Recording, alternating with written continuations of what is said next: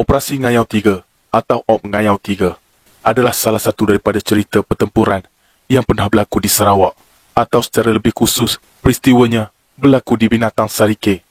Hari ini, binatang disebut sebagai Bintago. Sekitar Oktober 1971, menyaksikan satu unit pelatun telah dikerah ke kawasan Sungai Garan setelah mendapat informasi daripada penduduk di sebuah rumah panjang di sana yang melihat kelibat sekumpulan gerila komunis di kawasan mereka. Unit pelatun ini dikenali sebagai Kompani A daripada 1st Battalion Ranger dari Kem Pagaruyung Sibu. Diketuai oleh Kapten Walter Wong Anak Tedung bersama-sama dengan 16 orang anggota unitnya. Kesemua mereka adalah anak-anak Sarawak yang menjadi sebahagian daripada Bujang Berani telah bangkit menyahut seruan Ibu Pertiwi pada ketika itu. Setelah menerima arahan, kesemua mereka menaiki trak tentera daripada Ibu Pejabat Taktikal dan menempuhi perjalanan darat Sarike dengan melalui kawasan Sungai Keduk. Sampai sahaja ke satu kawasan kebun getah yang dikenali sebagai Skim Maradong, mereka telah diarahkan untuk mula menjejaki komunis di kawasan tersebut. Jadi, bermulalah episod pelatun seramai 16 orang ini menyelusuri denai-denai hutan dengan penuh berhati-hati. Namun, apakan daya, walau sudah lebih 6 hari di dalam hutan, kelibat komunis tidak kelihatan seperti yang dilaporkan sebelumnya. Dengan bekalan makanan yang semakin berkurangan, ditambah lagi anggota-anggota sudah mula keletihan. Akhirnya, unit pelatun ini diarahkan untuk menuju ke satu lokasi di Jalan Pekan Julau yang terletak di dalam kawasan Sungai Keduk. Sudah menjadi kelaziman dalam setiap operasi ketenteraan, sudah tentu akan dihantar beberapa orang peninjau yang akan ke lokasi lebih awal. Kali ini, Seksyen Komander iaitu Sarjan Joseph Miling, Anak Kilong, telah mengarahkan Korporal Dajat Anak Anggi dan Ranger Unggit Anak Anti untuk membuat pemantauan terlebih dahulu. Setelah berjalan agak lama, akhirnya sekitar jam 5 petang, mereka sampai ke lokasi yang diarahkan. Setelah membuat penelitian, Korporal Dajjal telah mengambil keputusan untuk menempatkan unit pelatunnya di satu pondok kosong yang mungkin ditinggalkan oleh penghuninya sebelum ini. Pondok itu dirasakan amat sesuai untuk anggota pelatunnya melepaskan lelah serta tidur semalaman setelah lama di dalam hutan. Meskipun Korporal Dajjal telah membuat keputusan, namun sejak dari awal lagi, Ranger Unggit dikatakan tidak bersetuju dengan pilihannya. Nalurinya, Ranger Unggit berasa kurang senang dengan keputusan itu. Namun bantahan dari Ranger Unggit tidak didengari oleh Korporal Dajjal pada masa itu. Apabila kesemua unit pelatun sudah tiba, akhirnya Korporal Dajjal telah membuat pembahagian tugas untuk anggotanya. Di saat-saat genting seperti ini, segala kawalan sentri harus diutamakan demi keselamatan semua. Di samping itu, ada juga yang diarahkan untuk menyediakan juadah berbuka puasa ala kadar, memandangkan pada masa itu juga adalah bulan Ramadan di Malaysia. Walaupun hanya 3 anggota beragama Islam yang terlibat, iaitu Las Korporal Brawi bin Jerai, Ranger Arsyad bin Syahring dan Ranger Sih Mahmud bin Sabiran. Namun sudah menjadi kebiasaan bagi mereka akan menjamah makanan bersama-sama walau berbeza agama.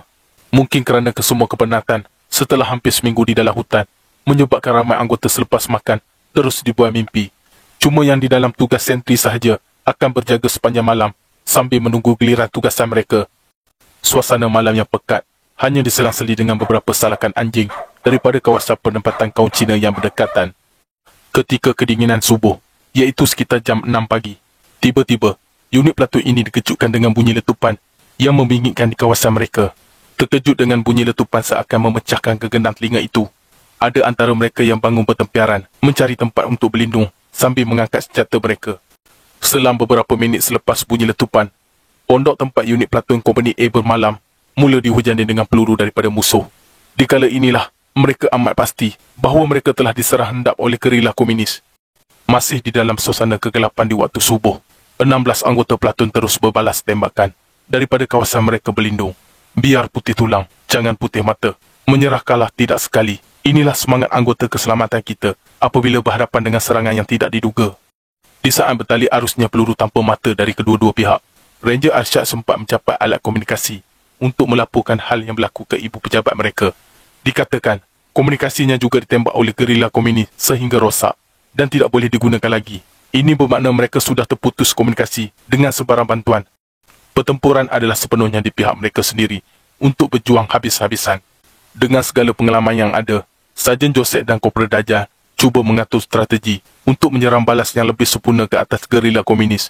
Dikala itu juga, sudah terdengar sayup-sayup arahan daripada gerila komunis yang meminta mereka menyerah diri. Bukan namanya anggota Ranger jika hendak menyerah sebegitu saja kepada musuh negara. Secara perlahan-lahan, Mereka mula mengatur barisan seadanya di sekitar pondok, walaupun terpaksa merangkak. Siaga segalanya, dengan satu jeritan dari Kopra Dajjal, iaitu laungan keramat, agi hidup, agi ngelaban. Kesemua anggota pelatuan berbalas serangan dengan lebih semangat ke atas gerila komunis di hadapan mereka. Bom tangan dilontarkan ke atas komunis tanpa henti, berserta dengan tembakan peluru. Ini menyebabkan komunis yang amat yakin sebelumnya sudah mula gentar. Asakan bertali arus ini menyebabkan mereka cuba untuk mengundurkan diri. Melihat kepada tindak balas itulah, Sarjan Joseph mengarahkan Kopra Dajjal dan Ranger Unggik untuk mengejar mana-mana komunis yang cuba melarikan diri pada waktu itu. Malah, dia sendiri sudah berada jauh di hadapan, mengejar mereka, sementara yang lain diarahkan untuk bersiaga di sekitar pondok. Bayangkan, hanya 3 anggota yang mengejar kumpulan komunis yang cuba melarikan diri, kemudian berpecah kepada 3 kumpulan, sememangnya sesuatu yang amat gila untuk dilakukan. Diceritakan, Ranger Unggik sendiri yang telah tercedera terkena tembakan, terus bertempur 1 lawan 2 dengan komunis. Tanpa mempedulikan keselamatan dirinya, beliau tetap tidak beralah dan menyerang tanpa rasa gerun, sehingga masih mampu membunuh kedua-dua komunis tersebut. Walau dalam keadaan cedera, dikatakan, Ranger Unggik tetap mengheret kedua-dua mayat komunis ini sehingga tepi jalan raya utama. Pada ketika inilah, beliau didatangi oleh Sarjan Joseph, Kopra Dajjal, Las Kopra John, Ranger Rimau dan Ranger Balau yang keluar dari arah hutan yang sama. Dikatakan, Ranger Unggik sudah bersedia untuk mengangkat parangnya bagi mengadakan upacara ngayau ke atas 2 mayat komunis itu. Jika tidak ditegah oleh Sarjan Joseph, kalaulah ini berlaku, mungkin sudah ada komunis yang terlerai kepalanya daripada badan, seperti adat ngayau yang sememangnya sudah serasi di dalam penghidupan masyarakat Dayak Borneo suatu masa dahulu. Sekitar jam 7 pagi, barulah bantuan tiba dengan kekuatan yang lebih besar. Komunis yang melarikan diri dijejaki sehingga habis-habisan.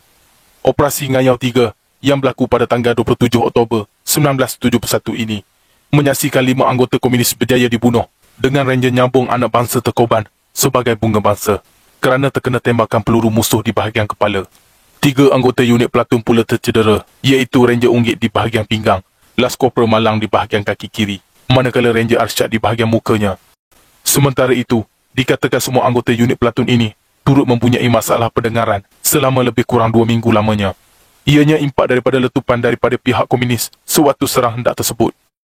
Atas keberanian yang tidak terhingga, serta khidmat bakti cemerlang sewaktu operasi Ngayau 3 ini, Sarjan Joseph milik anak Kilung, Kopra Dajjal anak Anggi dan Ranger Unggik anak Anti telah dianugerahkan pingat gagah berani oleh Yang di-Pertuan Agong Sultan Abdul Halim Al-Haj pada tanggal 23 Disember 1971.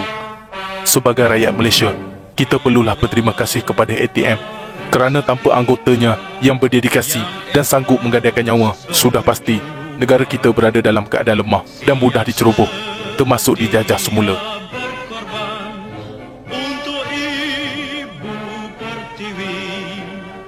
Sebelum kita berjaya, jangan harap kami pulang.